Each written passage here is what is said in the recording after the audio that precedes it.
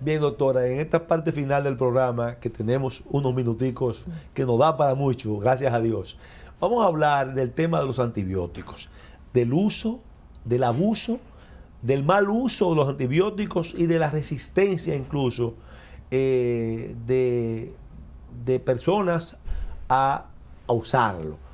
¿Qué tú nos puedes decir sobre eso? Bueno, la resistencia a antibióticos es una preocupación de orden mundial.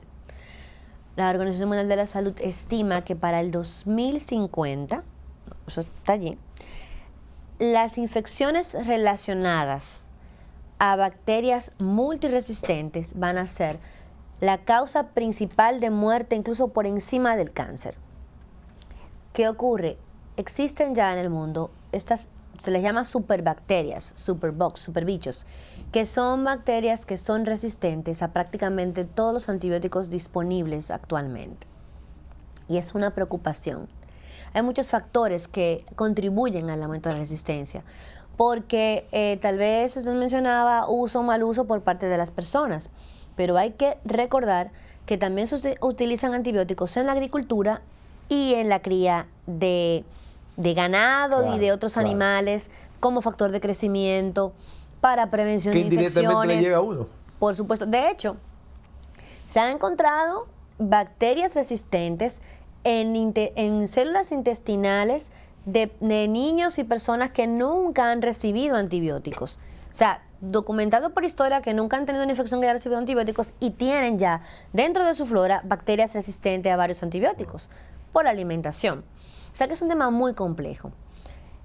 Lamentablemente, en nuestro país no hay medidas regulatorias que impidan que las personas puedan acceder al antibiótico libremente, porque aquí se puede comprar un antibiótico sin receta y en algunos casos hasta en un colmado. En otros países la famosa común ampicilina la compra donde sea uno. Pero que es, a mí me da hasta miedo cuando yo escucho que no, que me dolía como la cabeza y la garganta y me tomé una ampicilina. Pero me tomé una ampicilina y como al otro día estaba bien, ya. Entonces, si hay cosas, o sea, si es malo utilizar un antibiótico cuando no está indicado, peor es no utilizarlo mal. Utilizarlo mal, exactamente. Utilizarlo mal, o sea, primero no lo uso en la dosis apropiada ni el tiempo correcto. Como yo mencionaba al principio, por ser pediatra hablo mucho de infecciones respiratorias porque eso es lo más frecuente en los niños. El 70% de las infecciones respiratorias altas en niños son por virus. No van a necesitar antibióticos, pero a veces la mamá, porque le ve un moquito verde, comienza a darle una suspensión.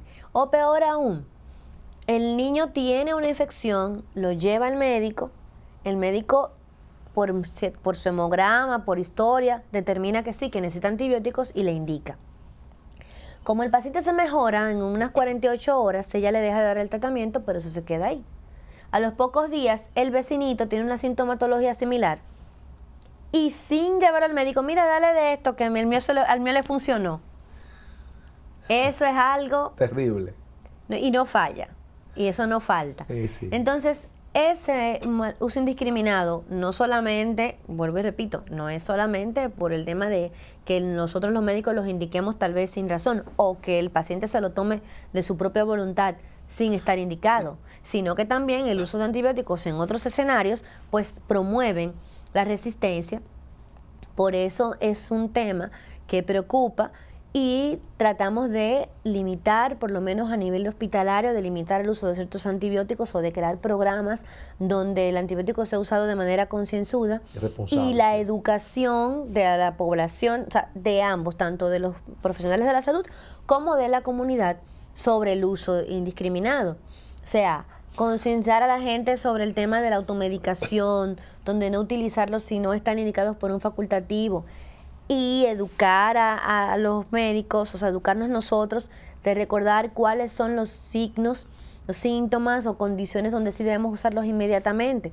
Hay infecciones severas, o sea, una meningitis, una septicemia, donde la sola sospecha de esas situaciones amerita que se utilicen antibióticos de amplio espectro.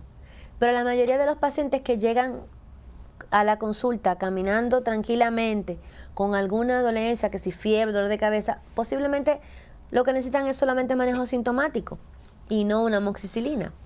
Doctora, y cuando uno se enfrenta también y oye y uno mismo se pregunta que a veces, y sin el a veces, los antibióticos funcionan en lo que se está aplicando para funcionar, pero al mismo tiempo también hacen daño o bajan defensa en otras cosas, o quitan, eliminan inmunidad en otras cosas. ¿Cuál es la verdad sobre eso? Los doctor? antibióticos, como cualquier medicamento, tienen efectos adversos. Hay antibióticos como del grupo de la ampicilina, para decir uno que casi todo el mundo conoce. Ese tipo de antibióticos, o sea, la ampicilina y todos sus primos, hermanos y congéneres. Acitromicina, todas esas cosas. Por ejemplo, los betalactámicos se relacionan mucho con síntomas gastrointestinales. Usted está tomando un medicamento de eso, por ejemplo, la acitromicina, que es un macrólido, y otros macrólidos producen mucho síntoma gastrointestinal. Sí. Amargo, sabor amargo, regurgitación, diarrea. Pero si hay una cosa que prácticamente todos los antibióticos producen, es que alteran lo que es la flora normal. Los seres humanos tenemos a nivel de la piel, a nivel del sistema respiratorio superior, o sea, sobre todo aquí en nariz. Bueno, le voy a poner un ejemplo. Yo soy un caso, yo me interné, yo tengo un problema serio de sinusitis, pero a un punto que casi llegué rozando a la membrana de la meninges. Tuve que durar 8 días con un tratamiento combinado de esteroides y de antibióticos fuertes, 8 días. Y lógicamente para desinflamar al máximo, bueno, y ya lo otro es la cirugía que la estoy proponiendo yo, pero un colega amigo suyo que debe conocer, el doctor de Jesús, que José de Jesús, que es otorrino, me tiene, cada vez que me ve, o me junto con él, acuérdate que usted tiene una cirugía pendiente y no deje que sea urgente, hágasela cuando no sea urgente. Entonces, esa combinación, cuando también se le incluyen esteroides también, para ya los casos de inflamación, me imagino, ¿verdad? Sí, pero generalmente los esteroides, cuando se utilizan como coadyuvantes en un manejo de infección para bajar inflamación, no se usan por un tiempo prolongado, tan prolongado que pueda tener efectos de supresión o algo. Pero lo que iba a comentar era que nosotros tenemos a nivel de la piel, a nivel de la nariz, a nivel del intestino y a nivel del sistema genital más externo, bacterias que son propias de nosotros, que es la flora. Y actualmente se habla mucho de cómo ciertos factores pueden alterar esa flora y producir efectos. Incluso se habla de que la alteración en la flora intestinal puede incluso tener efectos hasta en la predisposición a obesidad en niños, por ejemplo. Entonces, todos los antibióticos van a alterar esa flora. Por eso incluso se utilizan, cuando hay que usar tratamiento prolongado en antibióticos, hay algunas guías que sugieren utilizar prebióticos o probióticos para proteger esa flora un poco y evitar lo que es la diarrea por antibióticos, por ejemplo, que se produce por el simple hecho de utilizar el antibiótico. Entonces, hay que tener presente esto, los antibióticos pueden tener efectos adversos, también están las alergias relacionadas con ellos, que pueden ser también severas. Entonces, por eso es importante utilizarlos cuando sea necesario, la dosis apropiada de acuerdo a la edad y peso del paciente y a la duración que sea necesaria. En el caso, por ejemplo, de una rhinosinusitis, es una infección que puede ser severa y que también tiene que ver mucho de que es un tejido donde los antibióticos no penetran tan fácilmente como otras partes. Entonces hay que utilizar antibióticos, altas dosis, muchos días, para que penetre bien ahí. Cuando es una neumonía quizás no se necesita tantos días, pero lo importante es que el antibiótico sea indicado por un profesional de la salud luego de haber hecho una historia clínica minuciosa, un examen físico detallado y con datos de laboratorio que le corroboren que realmente el paciente los va a necesitar. Eso es en los casos de condiciones que son ambulatorias, un paciente que llega que no tiene una condición de urgencia, porque si un paciente llega con fiebre altísima, convulsiona con fiebre o llega con fiebre y hipotensión, puede tener una infección severa, ahí no se espera ningún resultado, ahí se ponen antibióticos a dosis altas, antibióticos de amplio espectro. Yo me refiero a las situaciones donde una gente tiene una gripecita, tose, no tiene ni siquiera fiebre y se toma una ampicilina.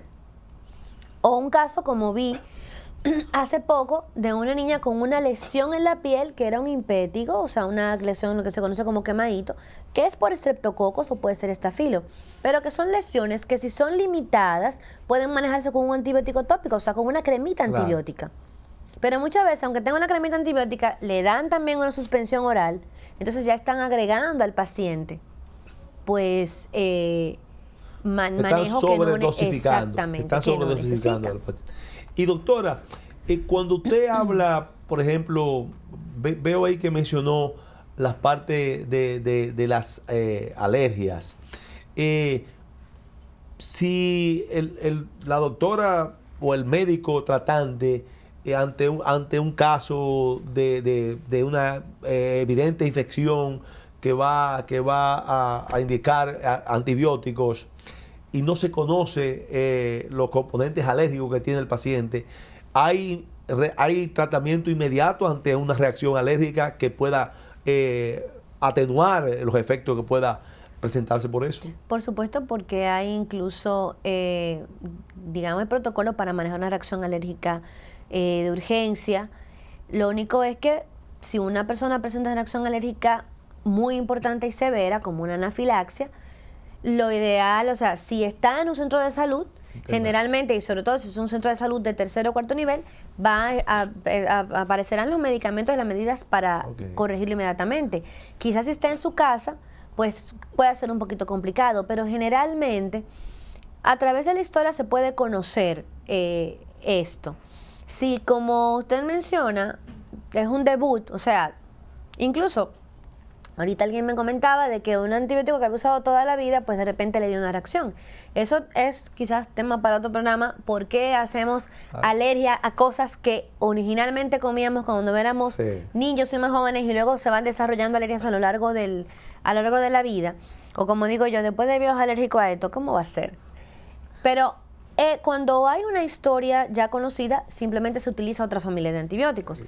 Y si es una reacción nueva, bueno, pues se maneja esa reacción, se suspende inmediatamente ese tratamiento y se da una opción terapéutica a la que el paciente pueda ser manejado. Bueno, doctora, se nos ha ido el tiempo bastante rápido y como usted ha señalado, tendremos temas para otros programas, seguro, y con usted no tenemos duda de que Sin Esquemas podrá ofrecerle a nuestro público televidente informaciones muy oportunas.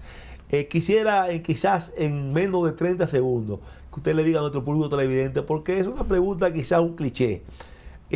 Con este problema que está sonando tanto del dengue, ¿qué es lo que más rápidamente más tiene que tener pendiente la familia para actuar rápidamente? Lo primero es, para evitarlo, eliminar los criaderos de mosquito. Y lo segundo, recordar la sintomatología: fiebre, dolor de cabeza, dolor articular, dolor muscular, mucho malestar. Los signos de peligro: vómitos incoercibles, vómitos, dos o tres vómitos en menos de una hora, dolor abdominal persistente y en aumento, y mareo o hipotensión. O sea, hipotensión tal vez en su casa usted no sabe lo que es eso es bajo de la presión. ¿Cómo puede manifestarse eso? Si usted ve que una persona se desvanece, como que se desmaya o se marea, y tiene 3 o 4 días con fiebre, eso es un signo de peligro y hay que acudir inmediatamente a un centro de salud. Yo creo que esa parte final, independientemente de lo bien explicado que ha sido, es lo más importante. Rápidamente acudir a un centro que le dé ya el diagnóstico más completo. Muchísimas gracias, doctora, a ustedes por estar con nosotros en Sin Esquemas, y le decimos a nuestro público televidente que nos veremos en otra entrega.